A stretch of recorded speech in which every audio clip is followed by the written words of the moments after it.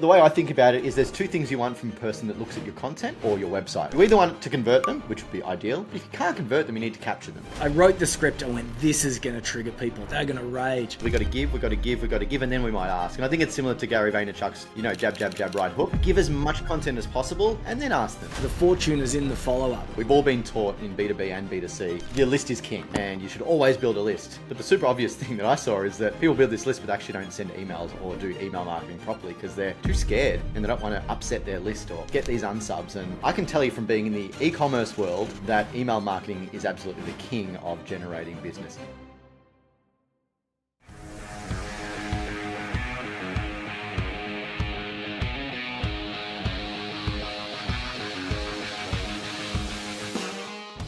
Attention is the new currency. You know this. And for that reason, content is king.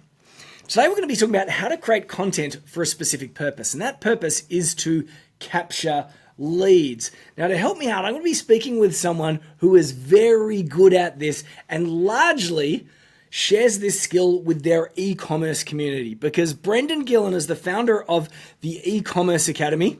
He's a bald Aussie bloke like me. Yep. He exploded onto the e-commerce training stage about 2.5 years ago, and he is literally Mr. Everywhere. And one of the reasons for that is his ability to create content, in particular, content to capture leads. How you doing, Brendan? I'm good, James. Really nice to talk to you on the podcast. Hey, it's funny, I just mentioned that we're two bald blokes from Australia. A little birdie told me that you used to run a hair salon. Is that true? Yeah, I owned a hair salon for about 4 years. I don't have any hair and I don't have any skills in hairdressing. I just wanted to try and run a business that I had no ability to work inside. So yeah, I figured, why not? A bald guy running a hair salon. So it went really well. It was good. I think I saw an Alex Hormozi video. Maybe it was Dan Martell, but he was talking about how if you run a restaurant and you can cook, if the chef gets sick, you'll run into the kitchen and start cooking and you'll never leave, which means that it's actually a very valuable skill to be running a business that you're incompetent at. Mm-hmm. Yeah, absolutely. And it's a great test of entrepreneurship because you've got to make things work. And, hairdressers are notoriously unreliable at times, especially on a Saturday morning after they've had a big Friday night. So, trying to keep a hair salon running when you can't cut people's hair and you got bookings, it was definitely a testament to, trying to grit through a business. That's for sure. So how did you slide into this e-commerce thing from running a hair salon and e-commerce? So because I couldn't work in the hair salon, I was also doing some consulting on the side. So my background is actually IT and digital marketing. So I ran a small agency actually, which was called Trade Websites. And what we did is we did digital marketing for tradies. It was about 12 years ago or so. And so while that was running, we bought the hair salon and got that up and running. When I say we, it was my wife and I. She's not a hairdresser either. And while that was running, I was doing a little bit of consulting on the side. And I ended up doing some consulting for an iconic Australian brand called Hard Yakka. Do you know the brand? Yeah, absolutely, for sure. Hard Yakka. Now, the international listeners are going, what are you talking about? But anyway. Yeah, if you've got a US audience, you're like, who are these guys? What language are they speaking? But yeah, so I was helping those guys get into e-commerce. So I helped launch the first Hard Yakka e-commerce store. And I loved it. It was so much fun, like running e-commerce stores. So I stuck around with they were Pacific Brands owned them at that stage. And so I did Hard Yakka, I did Stubby's Workwear, I did King G, all the workwear brands in Australia. So that was a lot of fun. And then from then on, I went to a couple of other brands. I looked after the Pet Stock e-commerce, which is another Australian brand. I looked after Superdry clothing e-commerce as well as 2XU. So I had a lot of e-commerce experience. And then I thought, well, you know what, I'm sick of making money for other people, so I'm going to go do it myself. And I launched my own e-commerce brand, and it was at the time of COVID where a lot of people were wanting to learn, well, they needed to go online. So I started coaching some friends and realized, hey, there's something in this coaching thing. So I started a coaching company, which is just one-to-one coaching. And that's now transformed into E-commerce Academy, which is group and consulting. And we've been running that for sort of 2.5 years now. So that's sort of the backstory in 2.5 minutes. Well, I said it before that you Mr. Everywhere, and I see your stuff all over the place all the time. And for any of the e-commerce brands watching this, I remember seeing something of Brendan's recently where, I don't know, it was one of your clients had just done their first $100,000 turnover day for an e-commerce brand, which is a pretty good thing. Your mission is to get your clients doing 100 grand a day or 1 million a year. What's the mission? Yeah, our goal is to we sort of have this little program. It's called the $1 million Store. So when I launched my e-commerce brand after working in brands, my goal was to get a store to $1 million in under 12 months. And I was able to do that, which was really awesome. So I thought, well, I need to practice what I preach. So I went and did that. And then now I'm like, well, I'm gonna try and make as many millionaires as possible. So our goal is to get people from, beginning stages of e-commerce to turning over $1 million a year. So that's about, $80,000 to $100,000 a month that we want to get them to on average. Before we get back to the episode, if you want to shortcut some of the tactics and strategies you're learning today, make sure you unlock our B2B client acquisition toolbox for free. It has over 20 guides and resources, calculators and templates to jumpstart your next B2B client acquisition campaign. Go to b2bschool.co/podcast. Go to that place to get the good stuff. Hit pause, go do that now before you get back to the episode. And you can see why COVID was a big turning point. People talk about BC, before COVID and after COVID, because like my friend Troy, I spoke to him today. He was about to relaunch an event that he was running before COVID at the Melbourne MCG, the Melbourne Cricket Ground, a very famous sporting stadium for anyone that's interested in cricket. And he can't get anyone to attend because it's post-COVID now. The world changed during COVID, so I can see why suddenly everyone wanted to figure out this e-commerce piece. Now, we're going to talk about how to create content to capture leads, but there's something else that you're really good at, and that there's the email marketing piece. The name of the podcast is Super Obvious. What is a super obvious mistake that you see people make in this content email marketing space? Look, the super obvious thing is that they build this list, and we've all been taught in B2B and B2C that your list is king and you should always build a list. But the super obvious thing that I saw is that people build this list but actually don't send emails or do email marketing properly because they're too scared and they don't want to upset their list or get these unsubs. And I can tell you from being in the e-commerce world that email marketing is absolutely the king of generating business in a business. It's king in B2C, it's king in B2B, it's king in e-commerce, and that is because every single one of us check our emails at least once every working day, and sometimes multiple times, and on the weekend as well too. It is funny that you just said that, because this is something that we encounter in our world as well too. People talk to us about, I need to get the leads, I need to build the list. And then they get the lead, they might market to them once and then don't follow up. It's crazy. Absolutely. Yeah. It's like, well, they didn't buy from me this one time, so I'll just forget about them. I don't want to annoy them anymore, so I'll just let it go, right? But that's a lead there that's in your world. And, we really pick this up when we're effectively a B2B business that we're trying to bring people in our e-com academy, but we are using B2C strategies for our B2B business, and it's working really, really well. Yeah, so there's an acronym, FitFu. I'd love to buy this as a domain, fitfu.ai or something, but it stands for the fortune is in the follow-up.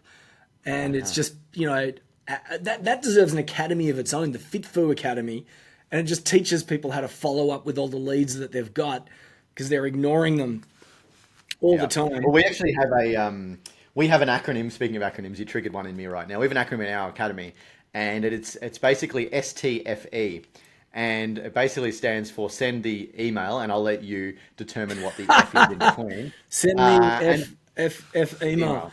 Absolutely, and it's basically if someone's sitting on the fence, I just hashtag STFE. They send the email and then the money comes in. So let's talk about this. Let's talk about this email follow-up piece because I've got my systems and I'd love to hear your systems. But you said it before. The reality is that people get someone on their list and then they go, "Oh, I don't want to bother them, so I'm not going to mail them." In our world, it's really funny. People would start with a monthly email newsletter, and I'm talking about like an old school monthly email newsletter, with a list of products or something like that, or like a little announcement that they're doing a charity drive or so-and-so in the company's pregnant or something, like classic old school email newsletter. They'd put it out once a month and then they'd get a bunch of unsubscribes. So they'd go, oh no, maybe we should only put it out once every 2 months. And then they'd put it out every 2 months and they get more unsubscribed. So they go, oh no, maybe it's too frequent. We'll do it once every quarter. And then they get even more unsubscribes. And the reason that I believe that the number one reason why people unsubscribe is that either they don't know who you are. Well, they don't know who you are quite literally, or they don't know who you are as in like enough to care because you're meaningless to them. And one of the reasons is simply because you dropped the ball and you haven't mailed out enough. Would you have a minimum frequency that you'd recommend to your people? Yeah, so we send about 3 to 4 times a week in our emails. As do we. But the way I want you to think about it, or the way we teach it, is every email should have a purpose, not multiple purposes. Okay, so the reason newsletters don't really work very well is that people don't really have the time to sit there and read through multiple reasons and find the thing in the email that they're interested in. Okay, so that's a big problem. If you're doing monthly newsletters and going, I'm just fire hosing everyone with all the information that I can, we've got too much information in that one email and everyone's like, this is too much, I can't deal with this. So we send 3 to 4 times a week. They're really small, relatively short, specific emails that have a purpose in them, and they actually they flow into each other. So we talk about a topic over a number of emails, and they all sort of have a flow that go into them. And so it might be a topic on, let's say we'll use email marketing. We might do an email sequence on email marketing. You know, we introduce the topic, we tell them why they need to do it in one email. The second email might be, here's some strategies. The third email will be, here's how we help you. And the fourth email is, click this thing to buy it. And that's sort of how we throw out our emails over sort of the 1 to 2 weeks. And then we do that cycle again on a different topic. But we make sure every email is really quick to digest. It's text-based, it's not fancy, and it works really well. And the reason we like to do frequent emails is that email is, originally we used to think it was direct response, right? Direct response marketing. But actually email has 2 purposes. One is direct response is ideally the outcome. But the second purpose is it's actually advertising. Okay, so I'm not sure the actual marketing term, I can't remember from my marketing degree, but you need to see a brand at least 5 to 7 times to frequency. Yeah, right, frequency. So if I'm thinking about, I was meant to do that e-commerce program, but I can't remember the guy because he only emails me once a month. I can't remember what his name was. But if I'm just continually tapping them on the shoulder, reminding that I'm here, who's the first person they remember when they want to do that thing? It's the brand that they see more regularly, or they get the name they see more regularly. Before we get back to the episode, if you prefer to listen to your content, perhaps while driving your car or at the gym, if that's you, then go find me on your favorite podcast service, maybe iTunes or Spotify. Search for the B2B School, subscribe to the channel, turn on the notification tab, and that way you'll never miss an episode ever again. Now, let's get back to the show. Our people in the B2B world, they go and they pitch to someone, they sit in someone's boardroom, they do a big presentation. People go, wow, I love it, this is great. They leave the meeting going, yeah, that's sold. I'm gonna win that client. And then a week goes by and they don't hear anything. So they send an email just saying, hey, just checking in. And then another week's go by and they don't hear anything. Oh, just following up. Another week goes by, don't hear anything. Just circling back. And then like 3 months go by and they don't hear anything. And then they hire someone else. And they go, why did they hire someone else? And the reason why is when they had the meeting or when the issue came up in the first place, it wasn't a raging headache. It was a mild vitamin deficiency at best. And then 3 months later, the problem that they want solved has evolved into this raging headache. And they open up their email inbox one day, which is the day where they're having the raging inbox. Your competitor has gone and sent them their newsletter on that day, and they just respond to it. Despite the fact that you spent 45 minutes to an hour in their office delivering a presentation of their life. So it's about frequency, being top of mind, being in the right place at the right time. Yeah, and the last part about it, 100%, I completely agree with that. The part where to get the follow-up is also showing them that you know how, right? So there's the education piece. So, that's why we jump between topics all the time, because our audience may not be wanting email marketing at that point. They might want to learn Facebook ads, or they might want to learn SEO. But if they just know that we know how, then we are going to be the person that goes to, because it might trigger them that they're having that pain point right now. It's interesting because people say, why do people opt out? People say, why do people opt out? And they will say things like, too salesy. They will say like too many emails, right? Mm-hmm. The number one reason is probably they literally don't know who you are. So they assume you're a spammer because they can't remember opting in because you're not mailing frequently enough. Or if it's too many, you're failing at that education piece. You can be as frequent as Brendan or I do, 2-3 emails a week, as long as those emails are helpful.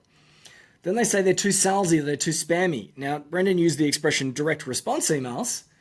Well, you know what? You can do a direct response email. It can be like 1 in 4 or 1 in 5 says, book a meeting with me or buy a product from me. Even the PS in every single one of your other emails can say, book a meeting with me or buy a product with me, which is direct response, but it's not going to feel pushy or over the top salesy because it's balanced with the value, which is the education piece. Absolutely. Yeah, we have, I don't know if we've coined it, but we use this term in our business, which we call the give, ask scenario. Uh-huh. So all our emails is we got to give, and then we might ask. And I think it's similar to Gary Vaynerchuk's, jab, right hook. It's exactly the same thing, right? Give as much content as possible and then ask them. And that's exactly how our sort of framework of content works. You're going to like what we've got. We've got something that we call our content rhythms. And our content rhythms is it's 5 emails. Now, we don't always do 5 emails a week, but in the rhythm, we have 5 emails. And I think this is probably going to be a useful seg back to how to create content to capture leads. But we follow this rhythm, and we're on the same page here because we have a theme. And we might have a theme for the entire month, but we break down that theme into the month. So for example, 1 month might be top of funnel stuff. Next week might be middle of funnel. First month might be top of funnel. Next month might be middle of funnel. Next month might be bottom of funnel. But then over the 4 weeks of the first month, top of funnel, we will go, all right, well, let's just do something on the 3 things you're going to need for top of funnel. And then the next 3 weeks, we go one of those things, one of those things, one of those things, right?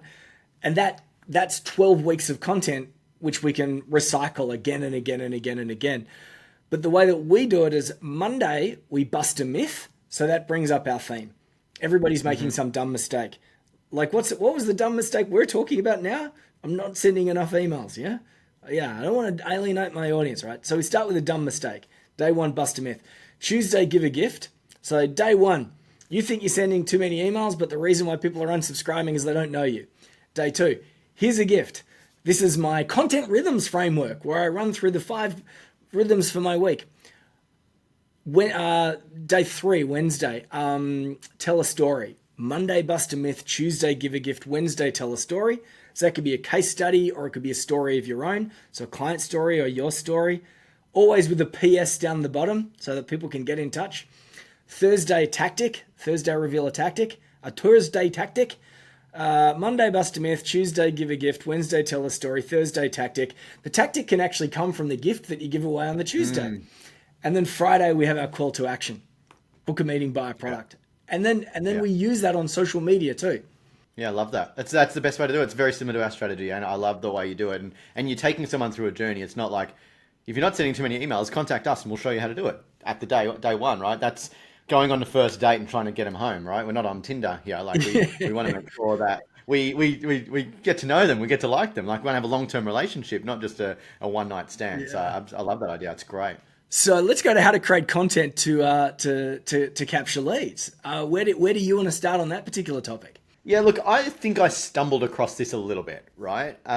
So in the traditional, B2B world, we create these lead magnets and, we put them up, we run ads, we try and get people's email addresses. I didn't really want to do that. I didn't really find it was right for me. But what I started to do was I thought I'll try YouTube and I'll try TikTok. This seems to be a trending thing. And I tried a few shorts on TikTok and they went pretty well. And I'm like, well, that's great. I'm getting lots of followers, but that's not leading to anything. Right, and this is where TikTok's a bit like that, right? We get lots of notoriety, and I think I've got a video that's almost 900,000 views or something on it. Man, I did one the other day on the whole ray gun breakdancing fiasco, specifically for the purpose of just triggering people. I wrote the script. I went, this is going to trigger people. They're going to rage. The funny thing is it didn't actually blow up that much on TikTok, but then on Instagram, it just went bananas. That's funny. But anyway, I'll tell you what though, that blew up. I'm not going to get any clients from that. No, I was just messing around, having some fun. Do you spend much time on TikTok or Instagram? Sometimes I like to drop some of my best tips and tactics over there, bite-sized strategies that you can watch and implement extremely quickly. If you're into short-form content, go search Mr. B2B or James Tuckerman on your favorite short-form platform, and I'll see you over there. Now, back to the show. And that's what I found. Like I've had quite a few videos go viral's not the right word, but they've gone really well in our niche, right? So I've got a lot of notoriety in those topics, but it didn't really result in business for me. And the big one for me was like, why is that the case? Like, why am I getting all this visibility and attention, but it's not converting? So then I thought I'll go to YouTube. And the reason I thought I'd go to YouTube is you have the ability to direct someone somewhere. Whereas TikTok, it's not as easy to do that. It's too short. You don't have that ability. So I'll try YouTube. So what I decided to do on YouTube was just teach some topics that in our space that were, they were, I guess, in demand. So I dropped a video about Shopify SEO as an example, right? How to do Shopify SEO. And anyway, that ranked really well. So if you type in Shopify SEO anywhere on the internet now, my video will come up. Nice. So what I wanted to do is, how do I convert that into like a lead now? So then what I've done in there is we put an SEO cheat sheet underneath the video, okay? And in order for them to follow along on the video, they need to get the cheat sheet. Oh, nice. And so if you watch all of my videos now, when we create the packaging, I don't know if you know too much about YouTube, but there's a concept of packaging, and packaging means that the way you set your video up at the start. So, what's your thumbnail going to look like? What's your title going to look like? Including our packaging, we now have what's our download going to look like. So every YouTube video, most YouTube videos, I reckon 90% of ours will have a download in it. Okay? So we start the YouTube video, we'll start talking about it, we'll say, hey, if you want to follow along and implement this in your store, here's a download. Right? We did one for AI, the AI cheat sheet. I just did one now, which is the Google Ads setup checklist. So all the lead magnets you have, we now put a video around those. Okay? That's amazing. So that is so good. I just want to pause there. If we had an audience, I'd say, give Brandon a round of applause. You need it. You know what you need here, James. You need a soundboard. I do. Right? I'm sure there's a button somewhere around here that I can press, and it's going to go. What I was going to say is I was just talking about my content rhythms before, and I said Monday give a gift, Tuesday was it Monday bust a myth, Tuesday give a gift, the whole bit. They could all be rolled into one YouTube video, and then that has the call to action that goes underneath it as well. Yeah, absolutely. So the way I think about it is there's two things you want from a person that looks at your content or your website, right? So if I think about e-commerce, we do the same strategy. You either want to convert them, which would be ideal, but if you can't convert them, you need to capture them. And that's the difference. We either convert or capture on any interaction we have with a client or a visitor or a viewer, whatever we call it. So our YouTube videos, we educate, we inform, we nurture, we prove, we show them the know-how without the how, and they download our thing, and then they go into our nurture sequence. And then we have this 8 email nurture sequence or something like that, which is, hey, here's the thing you asked for. Hope you enjoy it. Then we do a spear email. I can't remember who it was. Dan Kennedy, I think, does the spear. Have you heard of the spear email? I do remember. I think I heard Taki Moore talking about it once. Yeah, I got it from Taki. Taki brought it into that, but it's short, personal, expecting a reply. Okay, 9-word email usually. And so what we do is we send the thing out to them the day before, we then send a second email and say, hey, what did you think of that thing? Right? Yep. The amount of people that reply is uncanny. Yeah. It's phenomenal. So that's great. And then we go, I don't reply to their reply. It depends. I've got an EA that sometimes does, depending on the reply. But then we do another email that says, hey, how long have you been running an online store for? And then we're starting a conversation. So we use our lead magnet or our download to start a conversation. Okay? Then that helps us determine where they are in our pool. So are they in our low ticket program or are they for our high ticket program? And then we filter them out that way, and then they join certain parts of our nurture sequence based on their responses. Now, that's not highly automated, but we can't automate that as well because some people's responses are a little bit terrible, but we have someone that moves that around. But that's fine. I mean, this is such a valuable lesson to our B2B players who sell knowledge or expertise, because you're not going to win a client until you have a strategy call or a conversation of some sort. And half the battle is just having that meeting, trying to get that meeting in the first place. So you can have your opt-in gift, which you're going to use to get the lead. We tend to, our sequence goes a little bit like this. We follow up immediately with an email called the promise, which just delivers on the promise. We don't overcook it. And we do that because we noticed that every time we tried to overcook that email, people might not see the link to get the thing that we promised. And that's the only real area of rage that we've ever seen. When someone's opted in and we send them an email and the link is way down the bottom and they reply saying, I wanted to get this thing, not for you to tell me blah, blah, blah. That's the only real rage. If we fail on the promise, or if the email never arrives, then we get I went in to get this and I didn't get it, right? So the first email is the promise. The second email that we run is called the welcome. And we use that to tell our story. And it's sort of like, hey, I know we just met, but I've got a little bit of a confession. Or, I know we've just met, but you know what frickin' does my head in? And then we tell a story which brings us back to the headaches, the obstacles, the aspirations and desires of the target audience. And it does get a fairly high opt-out rate. And when I say high, maybe like 1.5%. Like it's still maybe less than 1, maybe like 0.9%, right? But however, there is this huge number of people that read it and they remember you from that point onwards. Unlike, and as I said before, lots of people opt out mainly because they just don't know who you are. So if it resonates, they go, wow, who is this person? They're a little bit different. Now, our third email is where we deviate from you, but not for long, because I'm going to steal your idea right now. Because for you, it was super obvious. For me, it wasn't. And our third email is called, what do we call it? We call it the promise, the welcome, the offer. So the third one, we make an offer. And we make an offer mainly to demonstrate that we're in the business of doing commercial things. Because I've discovered that if we don't try and get a bit commercial early on, when we eventually do, they go, hey, I thought we were friends, and now you're trying to sell me something? Right? So if we do that in the third email, we're setting the expectation that we're going to sell something. I really like the idea of the spear email as the third email. It creates the authenticity of like that you're a human, and they actually think they're talking to you. And it also allows us to qualify them. They are talking to you because it depends on the size of your business. If someone replies, it comes back to you, and then you're having a conversation. Yeah. Even if it's automated, that does come back into our inbox, on my inbox. But that allows us to qualify them really quickly, right? So we can qualify which world they go into. And, they'll either go into our low ticket, which is our lower program, or our high ticket program based on that. So if they qualify to the low ticket, we send them some material, right? If they qualify to our high ticket, they then become part of our strategy sessions, right? We then book a call. We encourage them to book a call because we want to help them. And we're still not offering anything, trying to sell anything. We just want to get the conversation started with them. And it works really well. It's great. Tell me exactly what are the words in that email. So there's three spears that go through. The first one is how long I've been running an online store for. That is an instant qualifier, right? So if I've just started, they're in startup phase, okay? They get put in a different bucket. If they're like, I've been running for 3 years, the question then says, great, how's it going for you? What's your revenue level like at the moment?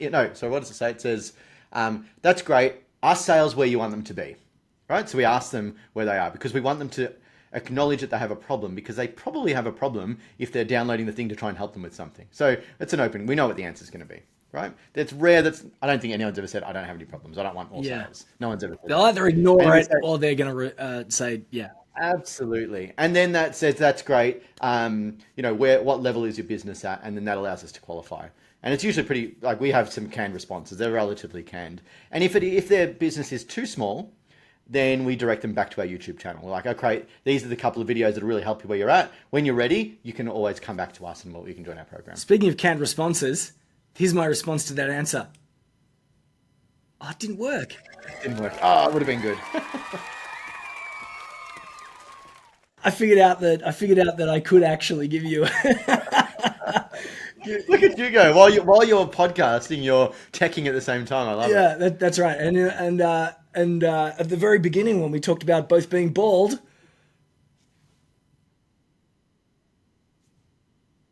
throwing some canned laughter as well too. See, I'm not hearing it clearly. You're hearing it more than I am. Okay. So that's okay. Yeah. Well, hopefully it's going to come out in the recording. Otherwise, there's going to be this dead air, and I was like, "What are those guys doing?" If you liked this episode, can you do me a huge favor and go leave a review?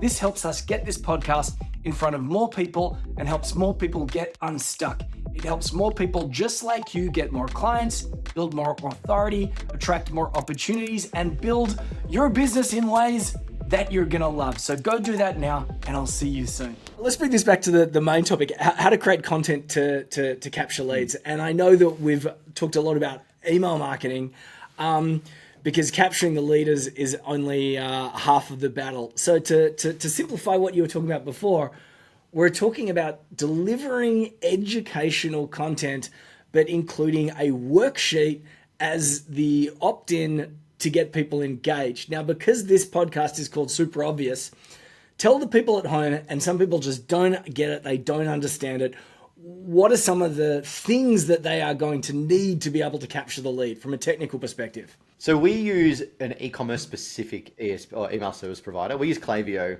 as ours. It's very e-commerce, and the reason I used it is because that's what I'm very familiar with. Prior to that, I've used High Level. I've used a few other things, but really all we do is it's basically just a lead magnet page. We just link directly to it, and they just download the lead. So you could use High Level, ClickFunnels, whatever you want to use. But basically, they just give you email address, and then we send them the PDF, the Excel spreadsheet, the whatever it is. This is what a lot of people don't understand. They don't have a page to capture the data. I mean, like, it's super obvious to you and me. They go, oh, Yes. well, do I put my email in? What is?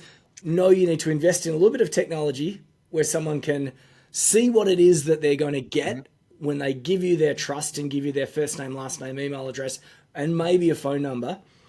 And then you obviously need the technical tool to be able to then deliver on that promise that you just made. Absolutely. And most email management tools, like even MailChimp now has landing. Oh, they've always had it. They've had pages where you can, capture email addresses. So most tools will do it. Absolutely. Yeah, I'm just thinking about it. Yeah, so if you've got MailChimp as your email newsletter provider, it's going to have some way to create some sort of landing page. If you're using Wistia for your videos, you can now put little gates across the front that means someone has to put in their email address to get the second half of the video. If you want to use lead pages or ClickFunnels there's ConvertKit now that's coming out. There's heaps that you're hard pressed to not find something that does it. And if you're not doing it, like you said, you need to invest in it because that's 100% how you grow your business. Our business pretty much doubled since doing that. Yeah, and the one that's working for us at the moment is we use something that we gave it the name Lead Capture Gateway because we'd say a landing page and people would say, is my homepage a landing page? Well, your homepage is a landing page, but it's not a squeeze page. Well, what's a squeeze page if that's not a landing page? So we started to talk about lead capture gateways and lead capture pages. But what's working out really well for us at the moment is a little form. So it'll often have a picture of the thing that they're going to get across the top, and then it will open with a no-brainer question like, what best describes your circumstances? I am the owner, I am an employee, I am a low-level grunt. And then they'll click that link, it'll go to the next question. Are you B2C? Are you B2B? Are you B2 what? And then they click that one and it goes to the next question. And we've found that we're actually getting a higher conversion rate on pages that start with 3 questions before asking first name, last name, email address. And we're collecting. Yeah, well, they're self-qualifying, aren't they? Right? They're self-qualifying. They've put some effort into it, which means they are, more invested in it. Absolutely. Which comes back to this idea of engagement when we're talking about the emails. We want to stay top of mind. We want to be engaging. We want to be teaching, and informing. Any other wild tactics that are happening in your world at the moment for the purpose of creating and capturing leads? What's crushing it for you? Look, YouTube is definitely crushing it for us. That is the biggest lead generating channel right now. And that is because we are in an education business that we're educating and we're showing that we educate and we show our style. And I say ours, I'm the face of it. We have a team that helps, deliver, but definitely giving away as much value as possible, right? Absolutely. Don't be afraid to share everything. Right? Like I give everything. Like my videos are like what you would almost get in our main program, right? The only thing you don't get is the assistance from the team to help you actually implement all the structure of what to do. All the structure, all the other things. Absolutely. There's a lot that goes behind the scenes. You run a community as well. The community, the coaching, we're just giving them the content element of our program, but we're not afraid to give them everything. And I think that's what's worked because with YouTube's great because not only does it get you leads, but it gets you other things, right? So we get brand deals, we get partnerships, we get on podcasts, you get paid from YouTube. Like there's all these other things that go into it. So there's lots of things that happen out of it. And it also helps you sharpen your skills. And you told me about, trying to get as many podcasts out to sharpen your skills up. It's exactly the same thing. You just get better and better and better. And I look at my first YouTube video, it was absolute pants. But my latest ones are they're on point. And, we now know how to get our views. We know the types of content we want to talk about. We know the content that's going to resonate. We know the content that's going to generate us leads. It's really powerful. And if we circle this back to the beginning, I actually believe that every business is now an education business. Excuse me. I believe every business is an education business. which brings it right back to the beginning when I said attention is the new currency. It doesn't matter what you're selling, what you're doing. If you can educate, if you can respond to the headaches, the obstacles, the aspirations and desires of your target audience, they will always look to you. And that's when you shift from being another person just selling your stuff to an authority in your space. Speaking of authorities, any final words of wisdom before we wind up, Mr. Brendan, E-commerce Academy Authority Gillen? Look, I think the big thing is don't try and do what everyone else is doing. Just be yourself, be authentic, be prepared to share, get on camera. People buy from people is the biggest thing that I see. And one thing that we learned when we got on sales calls was they already knew about us because we'd been delivering content. And basically, rather than us trying to convince them to buy from us, they were just like, where do I sign?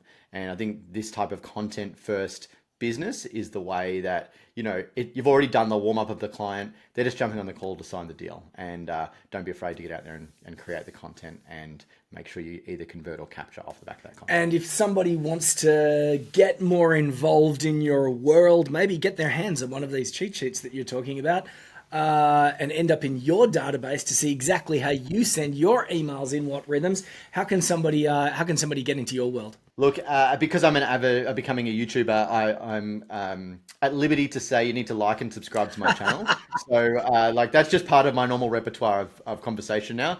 So if you follow me on YouTube, it's Brendan Gillen. The E-commerce Academy is what it comes down to. And basically that's the first place to go, or you can Instagram. TikTok's a good one. I'm the e-com coach on TikTok. Basically all the socials, you'll find me somewhere. Yeah, that's really, really cool. I can just imagine you at dinner parties or family barbecues, or maybe you're just sitting next to someone at a bus station and they go, nice to meet you, Brendan. You say, yeah, it's really nice to meet you too. Don't forget to like, comment and subscribe. You laugh, James, but it actually does happen. That's the way that it goes. All right, Brendan, thank you so much for your time. This has been awesome. All right. Thanks, James.